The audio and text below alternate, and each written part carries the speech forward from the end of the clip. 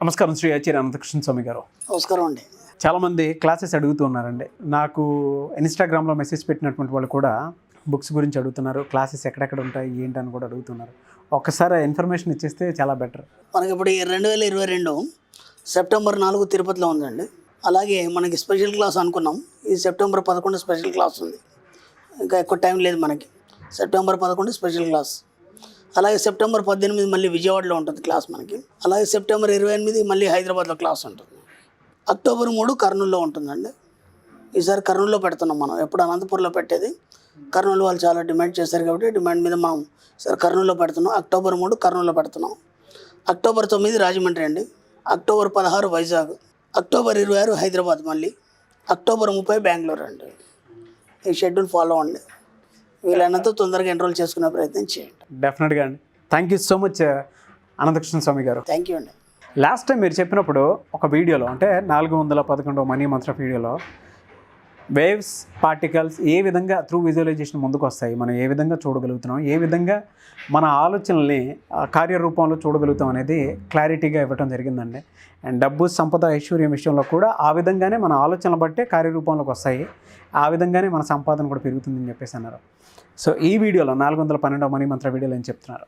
మనం ఎందుకు చెప్పామంటే ముందు అది అసలు వేవ్ పార్టికల్ అనేది మీకు తెలియదు. ఆ కన్ఫ్యూజన్లో ఉన్నారనుకోండి, ఇప్పుడు ఇది అదైనా కన్ఫ్యూజన్ ఉన్నప్పుడు ఏది రాకుండా పోతుంది.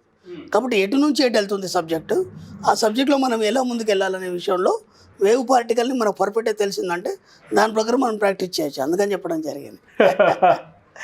ఇక్కడ ఈ వీడియోలో ఏం చెప్పుకుందామంటే, ఇక్కడ నుంచి మనం ఒక 4-5 వీడియోలో మనం చేసే పొరపాట్లు ఏంటి, అసలు ఎందుకు మనం ఇలా తయారైనాము, మనకు ఎవరి ఇన్స్పిరేషన్ లేకుండా ఇలా ఎందుకున్నాము, అంటే చెప్పేవాళ్ళు కూడా అలా ఎందుకు చెప్తున్నారు, అదంతా కరెక్ట్గానే అనిపిస్తుంది, కానీ మనం ఇలా ఎందుకు అయిపోతున్నాం అనే దాని మీద మనము మిగతా వీడియోలు చేద్దాం ఒకసారి. అంటే మనకు ఎక్కడెక్కడ పొరపాటు చేస్తున్నో తెలిస్తే ఇక ముందు మనం పొరపాటు చేయకుండా ఉండొచ్చు. దానికోసం మనము ఒక్కసారి అవి చూద్దాం. అన్నీ కోల్పోయినప్పుడు, మీరు అన్నీ కోల్పోయినారు అంటే ఆస్తి ఉంది, లేదంటే వ్యాపారం ఉంది, అంతా కోల్పోయినారు, అప్పులు ఎక్కువైపోయినారు. ఆ సమయంలో మీ యొక్క మనసు ఎలా పనిచేస్తుంది,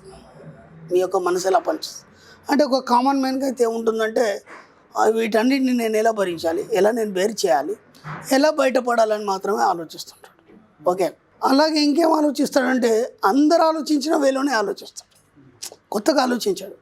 ఎలా ఉంటుందంటే సపోజ్ ఇప్పటివరకు అయినప్పులైనాయి, అందరూ పీకు తింటున్నారు, ఇప్పుడు నేనేం చేయాలంటే ఇంకొక పెద్ద చిట్టి ఏదన్నా ఉంటే వేసి, ఒక పెద్ద చిట్టి, ఓ చిట్ ఫండ్లో పెద్ద చిట్టి, అంటే ఇప్పుడు మనకి ఒక 5 లక్షలు అప్పు అయింది అనుకోండి, ఒక 20 లక్షల చిట్టి ఏదైనా ఉంటే అది వేసేసి అన్ని అప్పులు కట్టేద్దామని ఆలోచన. ఓకే, అంటే ఇక్కడ మీరు ఏం ఆలోచిస్తున్నారు, మళ్ళీ అప్పు చేయాలని ఆలోచిస్తున్నారు తప్ప దీన్ని నేను ఎలా తీర్చాలని ఆలోచన మీకు రావట్లేదు. ఇది బాగా గుర్తుంచుకోండి. నా క్లాసు కొందరు పిల్లలు వస్తారు, వచ్చిన తర్వాత నెక్స్ట్ క్లాస్ రావడానికి మళ్ళీ వాళ్ళు కొన్ని డిస్కౌంట్స్ అవి ఇవన్నీ అడుగుతారు. సామాన్యమైన నెక్స్ట్ క్లాస్కి ఫీజు లేదు, మామూలుగా బఫెట్ కట్టుకొని వచ్చామని చెప్పాను. ఆ తర్వాత వాళ్ళ కొలీగ్స్ని కానీ లేకపోతే వాళ్ళ ఫ్యామిలీ మెంబర్స్ని తీసుకురావడానికి అడుగుతారు, గురుగారు మేము ఒక 2 తీసుకొస్తామని డిస్కౌంట్ అవుద్దా? నువ్వు అంతకుముందు క్లాస్కి వచ్చావు కదా, క్లాస్ రూల్స్ తెలుసు కదా, నువ్వు ఎంత రాయల్గా ఉండాలి. మన సబ్జెక్ట్లో డిస్కౌంట్ లేవు, 1+1 ఆఫర్ లేవు, నువ్వు ఒక రాజు అని చెప్పాం. మళ్ళీ రాజు ఎక్కడన్నా బేరం చేస్తాడా? అంటే ఇప్పుడు సబ్జెక్ట్ ఎక్కిందా ఎక్కలేదు, వాళ్ళకి ఎక్కలేదనే కదా. ఇప్పుడు మళ్ళీ మన సబ్జెక్ట్లో మనం ముందే చెప్పుకున్నాం, మన సబ్జెక్ట్లో అప్పులు అనేటివి లేవు. మనం ఒకటే మాట చెప్పుకున్నాం, ఏంటంటే అప్పులేని జీవితాన్ని నేను ఆనందంగా గడుపుతున్నందుకు విశ్వానికి కృతజ్ఞతలు. మళ్ళీ నువ్వు అప్పు కట్టడానికి మళ్ళీ అప్పు చేయడం మీనింగ్ ఏముంది? సరే, ఒక మళ్ళీ పెద్ద చిట్టు వేసినావు, దానికి కట్టే కెపాసిటీ ఉందా, అంటే దానికి తగ్గ మళ్ళీ బిజినెస్ ఉందా నీకు? ఆల్రెడీ బిజినెస్ అంతా పోయింది. ఇప్పుడు దాన్ని ఏం ఆలోచిస్తున్నామంటే వచ్చిన దాంట్లోంచి ఓ 10 లక్షలు అప్పు కట్టుకొని ఇంకో 10 లక్షలతో నేను బిజినెస్ చేస్తాను. అది ఎంత మూర్ఖత్వం అంటే, ఇప్పుడు అవి రావడానికి మీకు షూరిటీ అవన్నీ ఉన్నా సరే మీకు అవి రావడానికి కనీసం 1 ఇయర్ టైం పట్టుద్ది. ఆ 1 ఇయర్ వరకు ఈ 10 లక్షలు మళ్ళీ అప్పు కూర్చుంటుంది, వడ్డీలని అవన్నీ ఇవ్వని. ఇక్కడ మీ యొక్క ఆలోచన విధానం ఎలా ఉంది? ఇప్పుడు ఏమైపోద్ది, అది వచ్చేలోపు ఇవన్నీ అప్పులు అయిపోతాయి. మళ్ళీ మీరు స్టార్టింగ్లో ఎక్కడున్నారు మళ్ళీ అక్కడే ఉంటారు. కొత్తగా మీరు సాధించింది ఏముండదు. ఉన్న పరంగా మీకు అంత పెద్ద బిజినెస్ మీకు దొరకదు. దాన్ని చేయాలనే సత్తా ఉన్నా సరే సిచ్యువేషన్ సహకరించక మళ్ళీ లాస్ అయిపోయి ఇంకా అప్పుల పాలైపోతారు. ఇలాంటి ఆలోచనలు ఎందుకు చేస్తున్నారు? పదే ఇలాంటి నేను ఎలా బయటపడాలి? నేను ఎన్నోసార్లు చెప్పాను. నేను ఒక అఫర్మేషన్ చేయండి.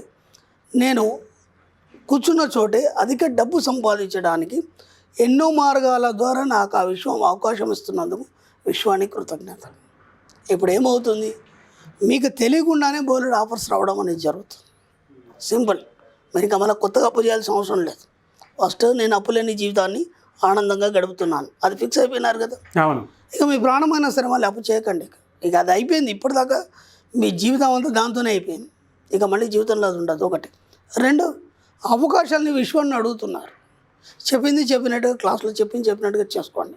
ఖచ్చితంగా మీకు బోలెడు అవకాశాలు వస్తాయి కూర్చున్న దగ్గర.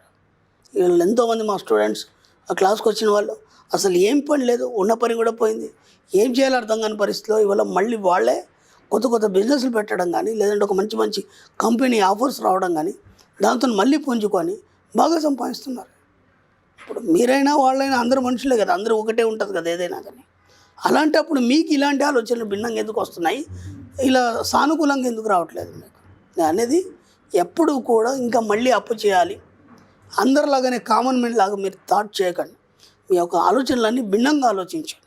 నేను ఇది కాకుండా ఇలా చేస్తే ఇలా ఉంటుంది, నేను మళ్ళీ అప్పు తేకుండా ఇవన్నీ నేను క్లియర్ చేస్తే ఎంత బాగుంటుంది, అలా పాజిటివ్ ఆలోచనలు చేయడం మెల్లిమెల్లిగా మొదలు పెట్టండి. ఎక్కడ భయపడదు, ఏమీ కాదు. ఎంతోమంది మీకంటే గొప్ప వాళ్ళు అట్లాంటిది ఇలాంటి పరిస్థితిని మీరు అనుభవించారు వాళ్ళు చాలామంది. మీరు వాళ్ళ ముందేం పెద్ద సమస్య ఏం కాదు. కాబట్టి ఎక్కడ మిమ్మల్ని ఎవరేమో అనుకోరు. మీరు సక్రమైన పద్ధతిలో కూర్చొని మీరు అఫర్మేషన్ చేయండి. ప్రశాంతంగా కూర్చోండి ఒక గదిలో, మీకే గొప్ప ఆలోచనలు వస్తాయి. అంతే తప్ప వాళ్ళందరూ ఏమో చేసేస్తారు, నా వాల్యూ పోతుంది అని ఆ యొక్క ఒత్తిడితోని ఇంకా మీరు ఏదేదో చేసేసుకొని ఇంకేటేటో తిరిగేసి మీ లైఫ్ని ఇంకా డిస్టర్బెన్స్ చేసుకోకండి. ఫస్ట్ మీరు ప్రశాంతతను వహించండి. ఆగే ప్రశాంతంగా రూమ్లో కూర్చోండి. ఒక 2-3 రోజులు ఎక్కడైనా పుణ్యక్షేత్రం కానీ, లేదంటే ఎవరికి తెలియకుండా స్విచ్ ఆఫ్ చేసేసి ఒక 2-3 రోజులు ఎక్కడైనా వెళ్ళండి. ప్రశాంతం వెళ్ళేసి మంచి మెడిటేషన్ చేసుకోండి. ఏకాంతంగా మీరు మాత్రమే ఉండాలి. మళ్ళీ పక్కన మీ వాళ్ళు ఉండి మళ్ళీ డిస్టర్బ్ చేయొద్దు. ఏకాంతంగా ఉన్నప్పుడే మీ ఇన్నర్ మైండ్ మాట్లాడుతూ మీకు సరైన ఆలోచన, సరైన దారి అనేది చూపిస్తుంది. అవును. కాబట్టి ఎంత వీలైతే అంత ఒక 2-3 రోజులు ప్రశాంతంగా ఎక్కడికైనా వెళ్ళేసి ప్రశాంతంగా ఉండండి. ఈ సమస్యని ఎలా పరిష్కరించాలనేది మీకు ఖచ్చితంగా ఐడియా వస్తుంది. అంటే మీ ఇన్నర్ మైండ్ దారి చూపిస్తుంది, ఇలా చేయండి అని చూపిస్తుంది. దాన్ని ఫాలో అయిపోండి. ఇంకెవరినే అడగకండి. హాయిగా మళ్ళీ సంపాదించుకోండి.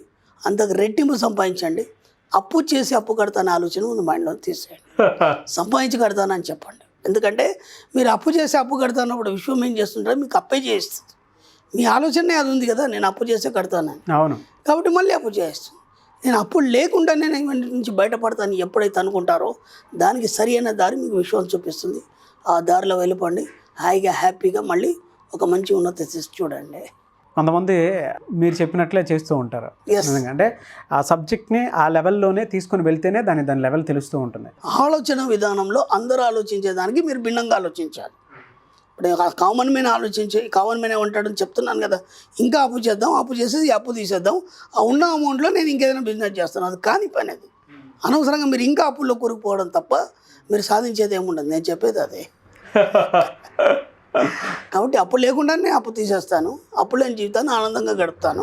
దానికి బాండ్ అయిపోండి. మీరు ఎప్పుడైతే బాండ్ అవుతారో విషయం కూడా నమ్ముతుంది. అరే ఇంత పర్ఫెక్ట్గా ఉన్నాడే, నేను ఖచ్చితంగా ఇవ్వాలి అని చెప్పేసి ఏదో దారి అనేది మీకు ఓపెన్ అవుతుంది. ఆ దారి గుండా వెళ్ళిపోండి హ్యాపీగా. అలా ఎంతోమంది జీవితాల్లో జరిగింది, మీ జీవితంలో జరగదని గ్యారంటీ ఏంటి? ఖచ్చితంగా జరుగుతుంది. అందరి జీవితం ఒకటే, దాంట్లో ఎలాంటి తేడా లేదు. ఆలోచించే విధానంలో తేడా. అదే మీరు చేస్తున్న పొరపాటు. అందుకే స్టార్టింగ్లోనే చెప్పాను కదా, మీరు ఎక్కడెక్కడ పొరపాట్లు చేస్తున్నారు, ఎలా ఆలోచిస్తున్నారు, దాని మీదే మనం వీడియోలు చేస్తున్నాం. కొంతమందికి టూ మచ్ నెగటివ్ థాట్స్ వచ్చేస్తూ ఉంటాయండి. అవును. అది ఎట్లా ఓవర్కమ్ అవటం? అది ఎలా ఉంటుందంటే మనకి ఇప్పుడు కాదండి, మనకి పూర్వీకుల నుంచి, మన వంశీకుల నుంచి వంశపారంపర్యంగా వచ్చిన జీన్స్ వల్ల అప్పట్లో ఉన్నటువంటి ఆలోచనలు వీళ్ళ లోపల బలంగా కూరుకుపోయి మీరు ఎంత పాజిటివ్గా ఆలోచిద్దామన్నా సరే వాళ్ళకి నెగిటివ్ వస్తుంది. వాళ్ళ తప్పు కాదు అది. వంశపారంపర్యంగా పూర్వీకుల నుంచి, మన పెద్దల నుంచి అలా వచ్చింది ఆ జీన్స్ కారణంగా వాడు అలాగే ఆలోచిస్తాడు. అందుకని నేను గతంలో ఒక వీడియో చేశాను. మన జీన్స్ యొక్క ఆ లైన్ని కూడా మనం మార్చుకోవచ్చు మన యొక్క ఆలోచనల ద్వారా. మళ్ళీ మన యొక్క తర్వాత వచ్చే తరానికి మనం కొత్తగా జీవితాలను ఇవ్వచ్చు అని చెప్పేసి నేను చెప్పాను. కేవలం ఇదంతా ఎలా సాధ్యమవుతుందంటే మీకు ఆలోచన విధానం ద్వారా సాధ్యమవుతుంది, అంతే simple. Thank you so much Shri Acharya Anantakrishna Swami గారు. థ్యాంక్ యూ అండి.